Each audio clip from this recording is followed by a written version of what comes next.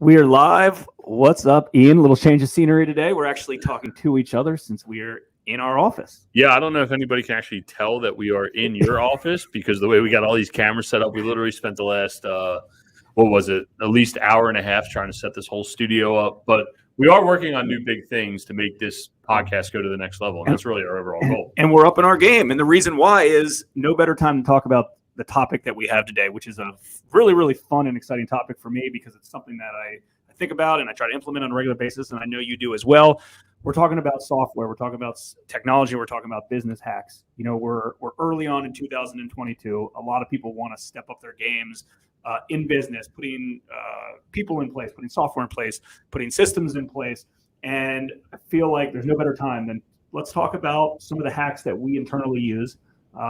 We each obviously run different businesses. I'm Jason from Martin Bankers, Ian from Equity Warehouse, and let's kind of go through. We have very different businesses, so we have, it's funny because they're different businesses, but they're kind of the same, right? They're trying to spit out cash flow, and they're in the real estate niche. That's what they have in common, although we have separate strategies. Exactly, and I think that's like where the common denominator becomes is that everybody has a different widget, but in the end, you're running it through the machine, and ultimately, you're becoming an asset manager, right? Like, you really need to start to think at that level rather than too many guys and gals get so caught up in like the day-to-day operations. And I think that's where a lot of people like start to lose sight of what your true job is, and it's to create cash flow and returns. I mean, at least that's what my business is, 100%. And that's what your business is, even though you lend money and we invest in assets. Yeah, and some people get caught up on overcomplicating things. And I'm a firm believer, I know you're a firm believer, that it's better to do something that, not perfectly than not do something perfectly. Right. Because it's never going to get done. Yeah. I'll be the first one to tell you that everything I do is like 80%. That's just what it is. And it's helped become successful, right? Like, I'm not going to try to be perfect on everything. Even right now, this podcast setup that we have is not perfect. Believe me, if we were zoomed out a little bit here, let us show you real quick. So look, it's not perfect, right? Not perfect for me, but it works. And I'd encourage anybody in business, especially real estate investing as a business, to not worry or sweat the small stuff. So let's do this. Should we start with like broad business tools and software we use, like the Googles of the world? Sure. Or should we dive into individual software that we use for our businesses? I think the best way to ask it is like, where do you natively live every single day? Like, when you're the first thing you do when you wake up in the morning, like, and you want to get a glimpse of what your business is doing, where do you think you jump to first? Dude, that's easy because everything we do inside our business is geared inside Google, the Google applications, between Gmail to calendars to Google Drive to Google Docs, Excels, to surveys. Like, literally everything is. Now, I'm not servicing loans through Gmail. We'll talk about that over how we're doing that, but everything we do is inside the Gmail platform. And for the most part, it's a free platform. Yeah, we pay on a per user basis a small fee because we have additional features that we utilize, but everything's through the Google platform. I've tried to build out our own specialized platforms and spent tens of thousands of dollars to do so, and it never was a match for Google or Gmail. Yeah, no, definitely. And for me, for like where we live, I would say the most important thing to me, and I want to get a quick glimpse of what our business is on a daily basis, is I skip over AppFolio, I skip over storage, I skip over all the management software, and I go right to QuickBooks. Is really where we get a good picture to what our business is doing on a daily basis, what our cash position is, outstanding bills or checks that are out there, because that's what's the most important to us, because we're looking at cash flow. We're looking to invest in assets, taking care of the assets that we have, right? And if I don't know what our cash position is, it's really tough for me. Yes, I use Google. I look at my calendar. We have a little bit more fluid schedule, say, than what Jason and Chris have over at Hard Money Bankers. Our schedule's a little more fluid. So Google's not my go-to, but really QuickBooks for us, and understanding the cash flow side of things for us gives me the best glimpse of our business. Yeah, no, that makes sense. And again, we both have partners. We both have employees and staff.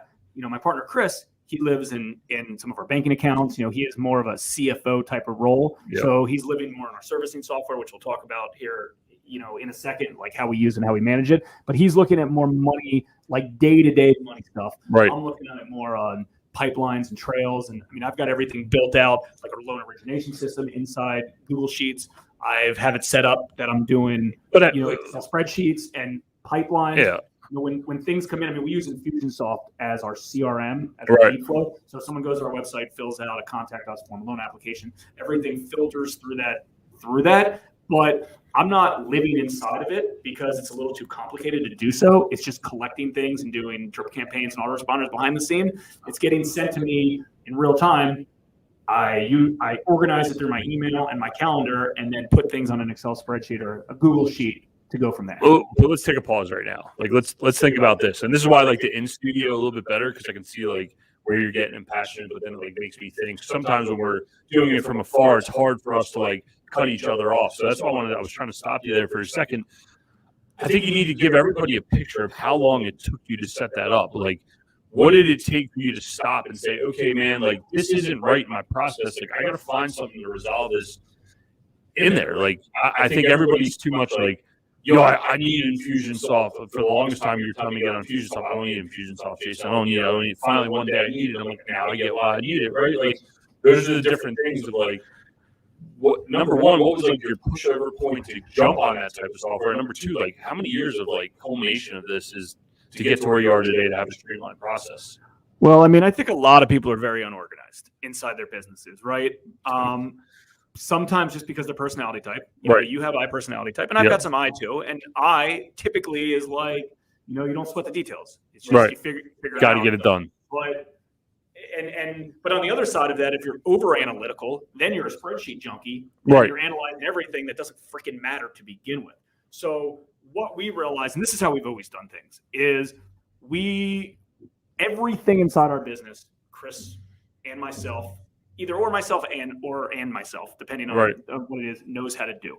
That's just how we are wired. That's how we've done it.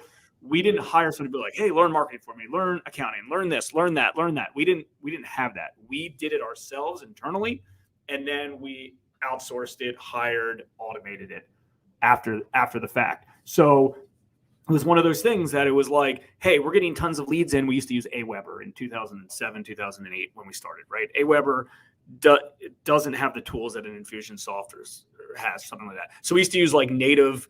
We didn't have WordPress either back then, but it was like native website tools and web forms. And then they would just like stockpile up and they weren't going anywhere, right? Now, keep in mind, we have a very low conversion ratio, right? So I get maybe 1,000 inquiries, leads per month, and I'm only closing, 20 loans every month. So I don't need to live out of like a Salesforce. Right. I just have tons and tons of data I can't do anything with. So the way that we do it, and I'd encourage most real estate investors to do this, because if you have a marketing machine, you're getting deals in all the time, and most of them you can't do it. So 90% of them 100% of them go into a drip campaign, right? Everybody goes into Infusionsoft and they get dripped based on the state they came in, some fields that they filled out, interest levels, right? So they're automatically going in there, and then I pluck the 10% that have, legs, and those are the ones that I put into Google Sheets. Right. Well, when you're building this whole thing out, like, well, what came first? What came second? Like, this wasn't just like, I'm going to come up with this massive like lead gen system and then just create this massive drip campaign, and I'm like God's gift to marketing. Like, what did it? How much trial and error did you go down to make this right? A ton, right? It's just like everything. Like, you don't know what you don't know, and typically until it becomes overwhelming, and you can't do it themselves. So before, what would happen is we had like these native web forms. And what I mean by that is someone would go to our website, they'd fill out a form, and it would get emailed to me. I would take those and I would data input them into some sort of like autoresponder campaign. That's how it comes. You were manually doing it at first. I was manually doing and I didn't know tech stuff. I mean, I learned HTML, I learned some basic design stuff. I learned a lot of stuff just because out of necessity. I mean, we didn't have any money when we started this company. And like what we do now is very different than what we did before.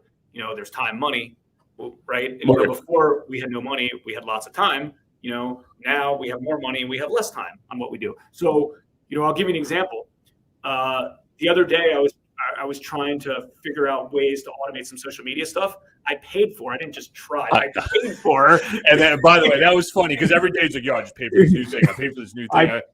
Dude, we're talking about like $10, $75. I'm like, dude, you really just paid for all that crap? He's like, yeah. And I'm like, man, I'm still paid, so cheap. Like I pulled out the credit card and I paid for different ones just to try it because I couldn't get the full version for the free trial. I paid for it. Then I ended up canceling it. Right. But like I would have never done that before. Right. I would have never done that before. So like we always started, like we had very, very, very little overhead at the beginning because we didn't have the money for the overhead. And I'd encourage that for people. Like you got to get creative and you got to get kind of down and dirty yourself. And I know a lot of people don't like hearing that, but it takes freaking time. Like I've put my 10,000 hours into some like stupid stuff. Like if something's broken on the back end of like a website, I shouldn't know how to fix that. But like I had to because I didn't have, I know number one, you don't even know what questions to ask, right?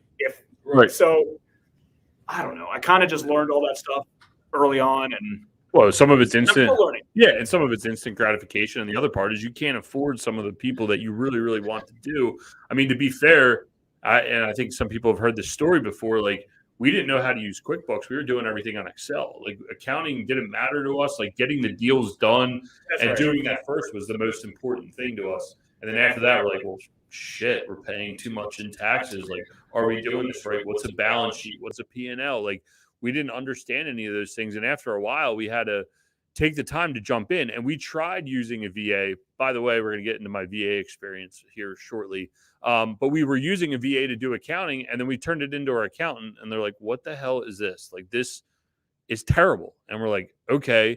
And then out of like a lot of YouTube videos, talking to Jason and Chris and other guys in the industry and gals in the industry, we're like, well, how do you do this? And trial and error. And yeah, we paid the accountant a little bit, but we couldn't afford to pay the accountant to fully bookkeep. We finally figured out how to do it ourselves. And to the point where we got the accountant to finally say, man, you guys are doing a really good job at this. And again, I think that's why we started to live inside of QuickBooks. And it really paints the picture for our company because we understand all the data inside of that software. I think a lot of people, and I know it's completing a thought there, but it kind of took me down another road, is that like a lot of people buy software and then they don't realize that like the input, that software is useless unless you're inputting the proper data, right? And then the output is equally as useless if you're not inputting the right stuff. Everyone's like, I'm going to get this software and it's going to fix it. Well, no, it's not going to fix it. Like Jason was talking about the social media stuff that we're both kind of trying to figure out and do, and we're working together on it.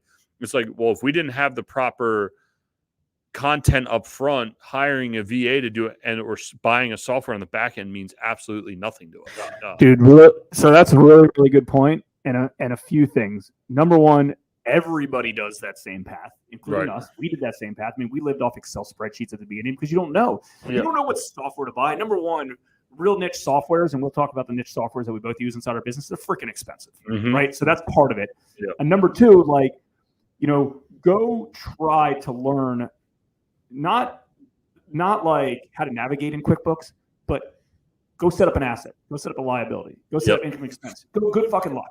Like it's not happening if you don't know how to do it. If you know how to do it, you can use any of the software. Yeah. But we all learn that ourselves, and it's the most powerful thing you can do. You're a business owner. What's the most important thing as a business owner? Your net cash flow. Right. Your bottom line, not your top line. I know tons of real estate investors and realtors and other real estate professionals that their top line revenue is great. They do tons of deals. They're grinding. They're doing their thing, and they're great.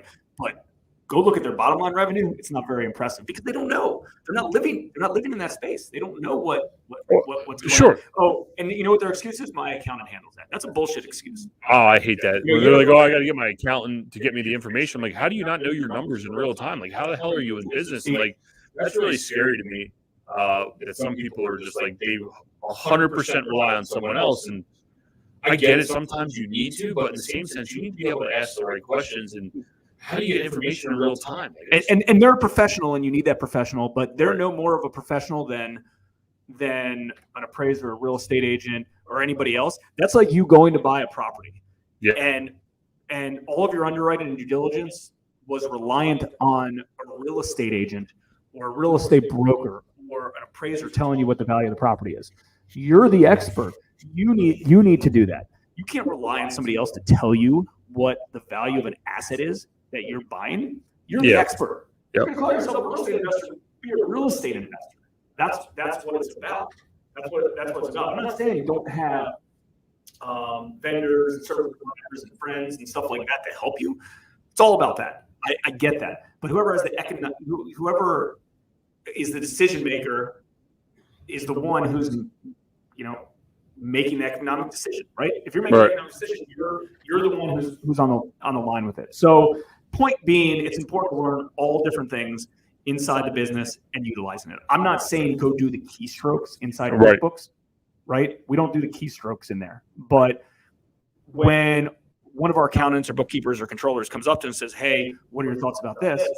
I can paint the overall picture of like, this is how we should structure this deal. And that's what we do every day.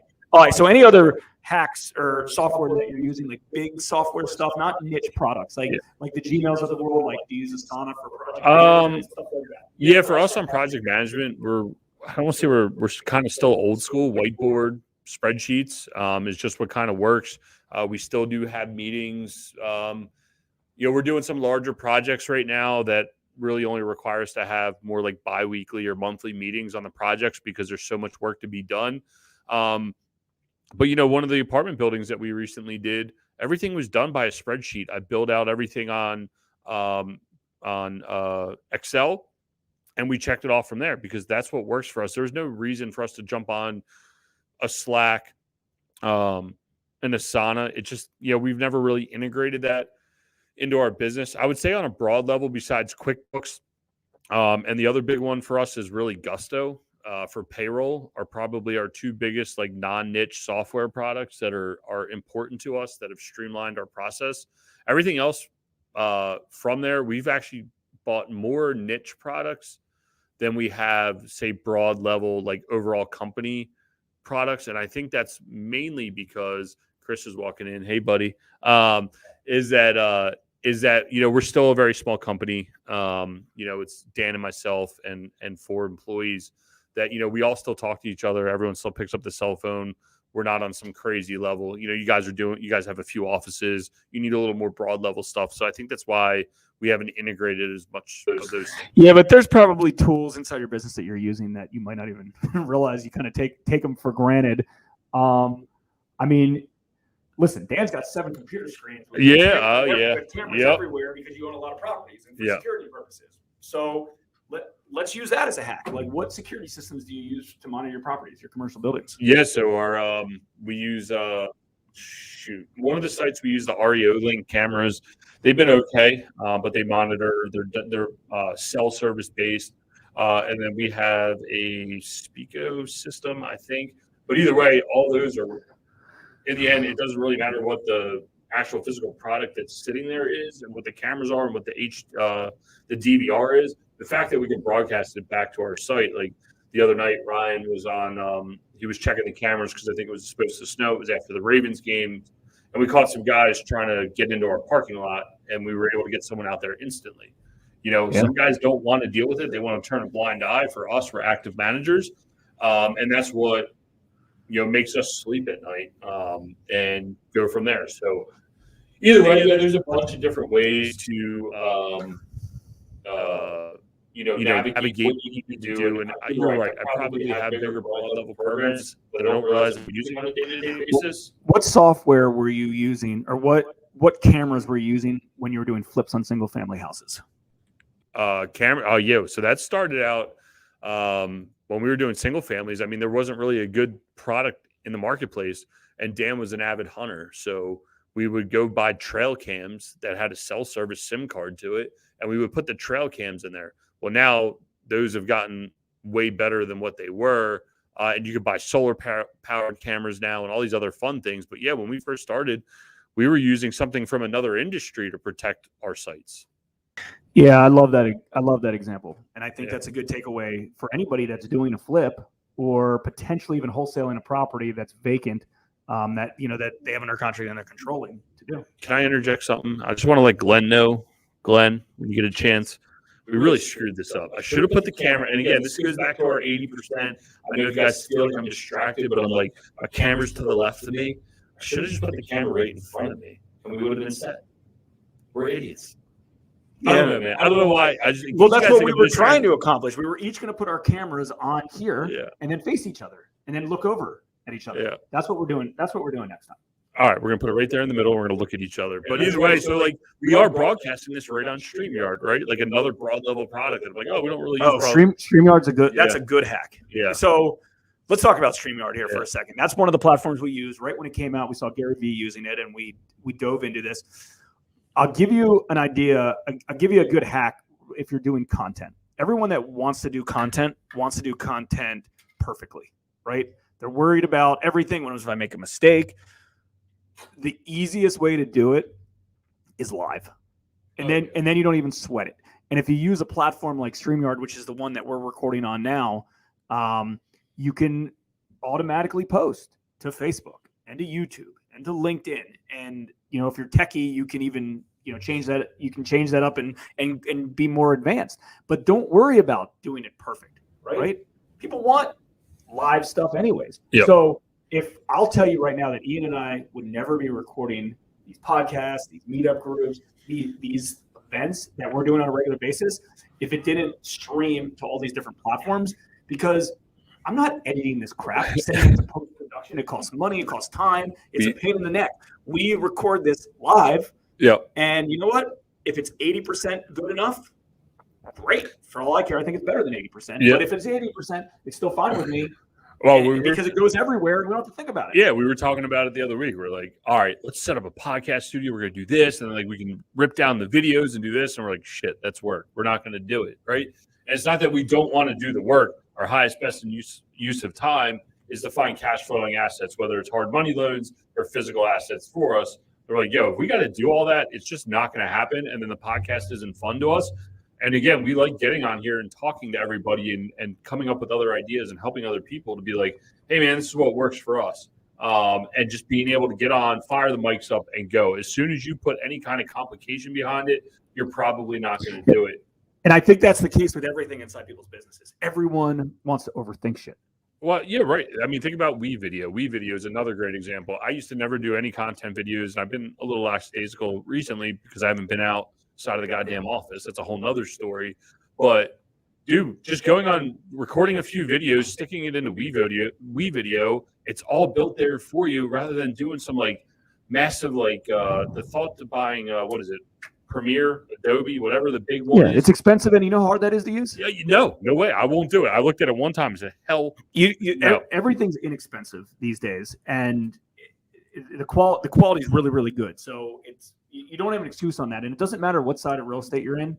You can be a small private lender. You can have a big real estate portfolio. You can be an appraiser. You can be a real estate agent. You got to be doing some sort of content. And if it's not for lead gen purposes, it's for credibility purposes. Right? If you are raising capital, you need credibility, right? And the more eyeballs you have, the better. Yeah. But at the very least, you need something professional. Especially in this day and age. Yeah.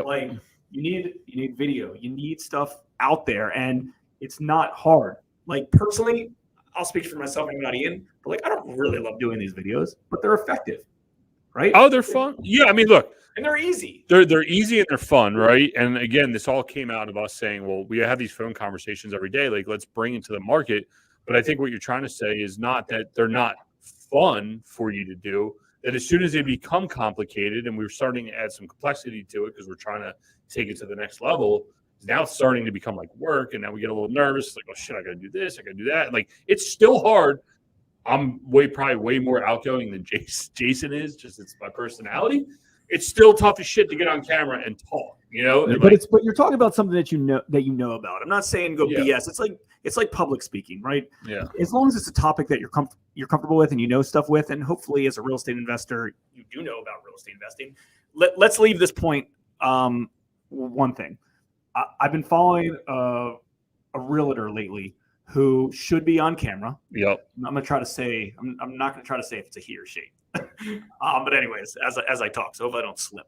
But this particular person has been doing a good amount of content that I've followed lately. And to be honest, it's not great content, but they're doing the content. They are doing the content. And because they're doing the content, they're getting eyeballs and building credibility and getting a base. And they're going to grow their business just because they're doing the content. And I would suggest to them it should be a little bit more valuable to somebody instead of just tooting their horn. But the point is they're doing content and they're visible in their credibility. If we were talking about, you don't even know if we're talking about the same person. The same person, but I spoke to another realtor and they said, you know what? I don't care. I got some guy out of Towson who wanted to start a video company. So we're doing a test run. I'm paying that person on a monthly basis and I'm just doing it. I was like, yeah, it's a great idea. I said, by the way, reels are the hottest thing. Shorts and reels are the hottest thing. Yeah. Start cutting down your videos. And they were like, yo, what a great idea. Didn't even think about it. But like, again, if we never did this podcast, we couldn't do our shorts and reels and we couldn't have the exposure that we do. And yeah, we still sweat. Like when I post a reel, I'm like, Jay got one. He's like, oh yeah, what's up? I'm like, got 4,000 views. I'm like, still get pumped up. But then I also get pissed when there's only 90 views. And here's the thing with all social that has to be tracked. And people are like, that's not for me. It's too overwhelming. I don't know how to do it. Well, you got to wrap your brain around something that you will do. Right. Everyone tells me all the time, it's like, oh, you should do this. You should do this. But like, I'm not going to do that. I want to do something that I'm going to consistently do. Like if someone, and at one point, maybe we'll show some behind the scenes of both of our content plans because they're both fucking built out and developed and awesome badass, and we're doing them solely. And if someone watched what we were doing, they're like, how are you guys doing this yourself with nobody else? For the most part. And we have this, very inexpensive video editor overseas that's obviously a separate one that has both been helping us. But like, it's legit daily content that's very, very easy because we put a system in place to wrap our brain, and we were able to wrap our brain around it so it's not overwhelming. And that's what it is with everything. Everything inside business should not be too overwhelming. You got to put a good system in place. You got to learn it yourself. It was extremely heavy lifting on the front end. Everything's heavy lifting on the front end. But after it's set up, it should be very, very automated. Yeah, I mean, talking about the shorts and reels, and I'll get in my VA experience because I've never really had good ones. But Jay was talking. He's like, well, I'm just going to cut down the videos myself. I'm like, dude, what are you doing? He's like, yeah, it's only like 15 minutes. I'm like, dude, there's no way this lasts. I think what it'll last you maybe like a week, and you're like, all right, we got to. Dude, I never cut any videos myself. You did. You did one or two. Bullshit. Which one? The one where you had the music behind them. You cut those videos down. Yeah, but that was different. So that wasn't a long form podcast, though. That wasn't like. Oh, okay. Right? Fair enough. No, I did. I did do one myself because. But what was tough is, we were utilizing. I mean, this is a good life lesson as well or a business lesson. And I was talking to Glenn about this the other day that like we each went through. I probably went through a little bit more than you did. Multiple VAs to help with some of this stuff because on the cheap end, they didn't come out right. They didn't understand the task. Yeah. On the other end, they were great, but I didn't want to spend that much. I know $25 a video. That's too much. So you find something that makes sense inside a budget that's still good enough, right? Yep. They're good enough. That's like the overall principle of so much stuff we're talking about. Yeah. Is good enough. Well, and that's the thing. Like I could have went on Fiverr or whatever ones you use, and you can tell us which ones you use. But I wound up going on Online Jobs PH through a referral from a friend who was having great luck, and he was dumping a ton of content, and it's really good. I mean, we talk about it a lot. I'm actually getting ready to head out to his mastermind next week in Salt Lake, and that's our podcast studio falling apart. But either way, we did so Online Jobs PH. It was really good. Found our VA there. She is awesome. I'll say hi because I know you're going to watch this video and cut it down. I'm sure we'll get a nice short from this. But I did interview a few on there. And she, I sent some sample work of what we were looking for, different styles. And the first few videos, we were filling each other out. And then I said, hey, can we tweak this? And she's like, yo, what about this? And then different backgrounds, trying different things. And we dynamically worked with each other to get to where we are in the creative process. Is it perfect on my end? I don't know. But you know what? We're consistently putting content out. The last videos that just came in for the metaverse, as you guys see that content coming out, is absolutely awesome. And she did a great job cutting it down. You know what? And comparatively speaking to what I would need to hire staff here locally and for what she does over there, it's a fair exchange. It's a mutually beneficial relationship. We're both accomplishing something. She gets to do what she needs to do. We get to do what we need to do. And we both end up getting an exchange of service, which is awesome. So we used Online Jobs PH. Who do you use for VAs? Upwork right now. I mean, I used to have the only thing inside our business that I need regularly is like some sort of graphic stuff, basic website updates and stuff like that. So we retain a full-time guy. It's very inexpensive. I mean, a few $100 a month, and they, have consistent work. And I'm always like, hey, we update this on our website, create this image for me, things like that. So nothing crazy. We were really heavy loaded with him years ago. Yeah. This guy's been here for like 10 years with us. And that was when he was Guru. Guru, I think, turned into Upwork, or Elance turned into Upwork. Yeah. But the point is those are like little things that, like, if I paid somebody locally to do like a banner ad for me, it would cost hundreds of dollars. Exactly. Right. So like, I don't even give this guy much work anymore, but I have him at my disposal for when I do need him, and it pays for itself. So yeah, I mean, and look, Online Jobs PH, there's not like a screen share where you're monitoring and watching their keystrokes. I know Upwork, if you're a little more conservative and you want to keep an eye to what's going on, but I'll tell you what, the applicants that came through Online Jobs PH, and we have no referral links, none of that crap. Straight up, was probably some of the best applicants I had come through, and fully enjoyed it. And I was just telling my brother yesterday, the utilization of VAs, I never really thought about this until recently with my good experience that I had. And Dan's been using them. We would do like Word docs and just jump on Fiverr and get someone to do dumb stuff here and there. Is after my experience with our current VA, who's absolutely awesome, is that I think I told Dan the other day, I said I could envision teaching someone how to do the keystrokes into QuickBooks on the day-to-day transactions through a VA. Yep. And what it would cost to hire somebody in an office versus having someone elsewhere to do it virtually.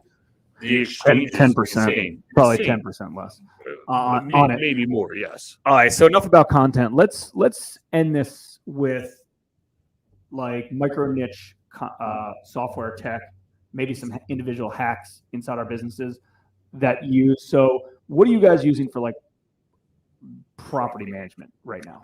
Yeah, so for property management, we're AppFolio for our residential and commercial sites.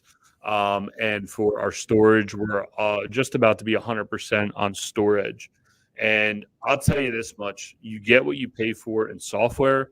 And when you're dealing with client relationships that need to be interactive, to be able to pay online, they want to be able to see their ledger balances, they want an app, they want to be able to get the stuff that they need to do on their end, but you also want real-time data that provides you good information and good reporting. Pay a little bit more for the right software. AppFolio has great software. We still kind of use QuickBooks backend on the accounting side of things, but for the storage stuff, reporting is very important, and storage is reporting, comparatively speaking, to some of the other softwares out there, is amazing. But with AppFolio, you can use the accounting feature, right? Trust ledger and accounting feature. 100%. Yeah, we never built it out because we were so live on QuickBooks that the day-to-day transactions on that side of things didn't matter to us as much because we're already doing it in QuickBooks. Whereas on AppFolio, I didn't need the full corporate accounting software at that point, which we've debated about going back and forth. But our business is a little dynamic right now, and we're going through some changes. Is that we didn't want to go all in on that side of things. We wanted the ledgers to be right for the tenants, and that was the most important thing, the most important piece of that software there. And I know you guys were on Yardi there for a minute, which was like insanely like heavy software, but then you still got QuickBooks running in the background. We didn't have QuickBooks running in the background. You didn't have QuickBooks running in the background? Nope. What's up, Bill? No, we never had QuickBooks in the background. We got all kinds of people coming through. Yeah. This is way more fun than sitting in our offices. I know. No, we never had QuickBooks with it. We used Yardi and left it with Yardi. Yeah. Or inside. I mean, I use QuickBooks for a lot of other other businesses, but not for that. Typically, if we're going to use one software, we're going to use one software. We're not going to overlap them. Yeah, and it was hard for us to make that switch because we were so alive on QuickBooks. But you know what? In the end, you need to know why you're getting that software. Like, what's the important key points for us? The key points was bringing tenants in, applications, credit checks, background checks, applications, lead gen, all those things. That was the most important stuff for us out of that software, comparatively speaking to the back end accounting. What other niche softwares do you think that you guys have that would be valuable to share with everybody? You know what? What property management software did you use early on? At the beginning. Oh, property management software early on. We tried doing it through QuickBooks, which was a nightmare. No. You every property. Yeah, and then we did. It was a nightmare, and then it was tenant. I can't even remember the name of the software. It was so shitty. We lasted on we were on not Tenant Inc. That's a storage software. Man, I'll think about it after the pod's over. But either way, that software was so terrible. And again, you get what you pay for. It was said it integrated to QuickBooks. We were so excited for it, and it was trash. Absolutely 100% trash. So then from there, we wound up on Appfolio because we said, you know what, if we're going to grow our portfolio, we need to have the right accounting and information in front of us to be able to grow. And would you recommend spending the money up front to do it the right way that you can grow into, or do it small and grow into it? And I'll give you my there's two sides of this. To me, if you're in like massive growth phase, I know just me personally, it was like the Band-Aid worked for us. And then when we slowed it down, we went back and fixed it. Yes, the answer is if you could get on the right software on day one that's going to grow with you and not inhibit your growth, then I would say yes. But if you're going to get so caught up in the minutia and screw yourself, I would say no. Get something that you're comfortable with that's easy for you to use, and then grow into bigger and better softwares as you learn it. So one thing I was just thinking about as we've been talking is one of the benefits of the smaller, not capable softwares was you learn what's needed and why, and the pain points of it. I mean, most softwares that we have, we utilize like 10% of it, of the capabilities, right? Just because like it's not needed. We mold it ourselves. I mean, we use our loan servicing software was $20,000 plus $800, $900 every quarter, right? It's expensive. It took us years to buy it. It was expensive. We didn't want to pull it out, but there's tools. The benefit of that compared to a smaller one is there's tools that I didn't even know was beneficial to us. Yeah, and I've told you related to automatically ACHing investors their money, paying their money in real time as they come in. It's not something we ever thought we needed. As soon as that happened, crazy, right? Things like that. But at the same time, you're working on some of these smaller softwares, and you're like, you're kind of making your own thing up as it goes along to map how it works, and it makes you think in that space. Yeah, and it helps you. What other kind of small industry tech stuff do you guys use that someone might not know? Like, the most recent one that we just added was everybody asks, what's your online platform to raise capital and syndicate your most recent deals. Syndication Pro, it's been good. It's a monthly subscription, or you can pay for it for the year depending on how much you do. But that truly changed our business. When we were doing capital raises, everything would be like phone calls, text, individual emails, subscription documents getting emailed and passed around. Once we got to that platform, it's opened up the books to raise more capital. Also, distributions. Again, you're in a customer service based business at that point. People want to be able to log in, show their friends, show their returns, know where their money is. Those little points that we never thought. I want to say we never thought they were valuable, but what they were is we never realized how intrinsically important they were to our customers, to our investors, and what it meant to them. And once we added that platform, it's taken it to a whole new level. And it's paid for itself. And 100%. that, and 100%. we can sum this whole thing up related to, not only, let's sum up a few transition points, right? Sure. So number one, it's good to learn this stuff yourself and do it yourself, right? You dive in, figure it out, right? And it doesn't take a budget. After that, figure out how you want to automate this. Yep. You automate it, you put a better tool in place to do so. And what I've always come to conclusion is most of these software platforms and technology pay for itself. They just do. They, when we brought in better servicing softwares, we had more on-time payments, and our capital investors wanted to deploy more money with us. That pays for itself. Right? That's an easy one. Yeah. And I think that goes back to, though, the transition. And one of the key takeaways for me is if you don't know what you want to input into the software 100%, or what the output that you want from is, you can't get to that point. Right. So crap in, crap out. Yeah, exactly. All these softwares aren't going to be like, oh, go take this off this particular document and put it in here. And that's where I think Excel spreadsheets and Word docs and Google Docs or whatever the heck you're on, some people start cheating themselves. They don't hold themselves accountable. Whereas if you have a software and you're paying, we're paying $300-400 a month for some of these property management softwares, maybe even more.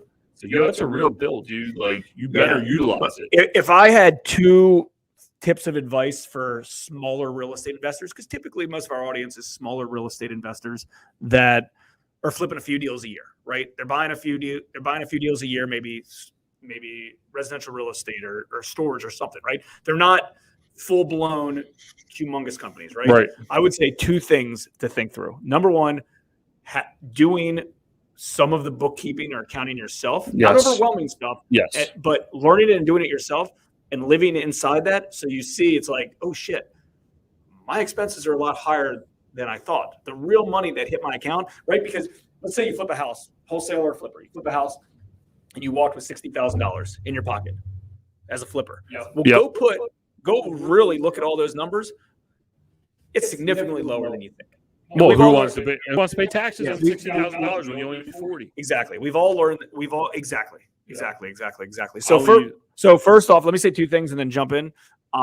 So that's the first thing, is really understanding the bookkeeping and accounting yourself. I'm not saying do all the data inputs forever, but the other side of it is, if you're raising capital or you're putting money into deals, if you're raising money or you're working with capital investors, you got to put a system in place to make sure they're getting paid timely, efficiently, the right way. I mean, there's too many private lenders out there too many real estate investors out there that are raising capital for private lenders. They're giving them money and it's like, oh, just pay me back when you loan gets paid back. No, you got to figure out a way to get in front of them and pay them over and over and make it look professional, right? Make it look professional, like you're a real operation, and they're going to want to continue to give you capital.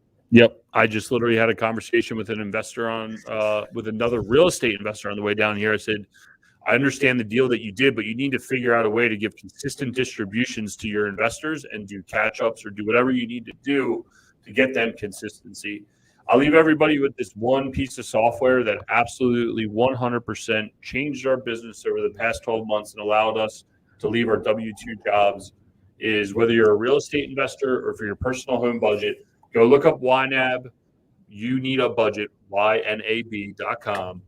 Look up Nick True on YouTube. I don't know the guy, giving him a free shout out.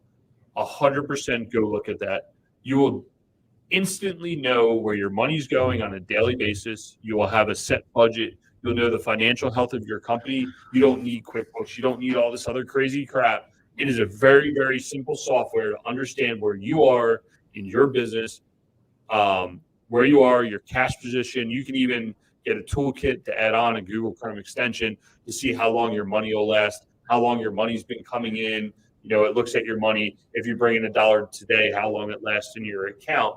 That's real information, man. You really know the financial health of your business. And again, I think that's the number one thing that real estate investors can do, whether you're getting in or you're a seasoned real estate investor, knowing your cash position, knowing the financial health of your company, and you'll be in business for longer than you can ever imagine. Yep. I 100% agree. You done being on the screen and like both looking the same way? Yeah. So one of the things, well, first off, if everybody enjoyed this style of podcast, make sure you comment. We really appreciate it. If you have a system, a software, a hack that you're using inside your business, feel free to comment, share that with the community, share that with the group. As Ian and I started the show, we're doing this live in our HMB office in Columbia. And again, we're not doing everything 100%. Some of these things are 80%, but it's done.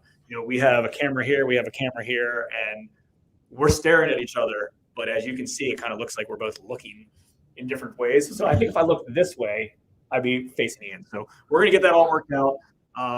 Definitely want some feedback from everybody to see how they like this shot. There we go. That's what our studio is set up now.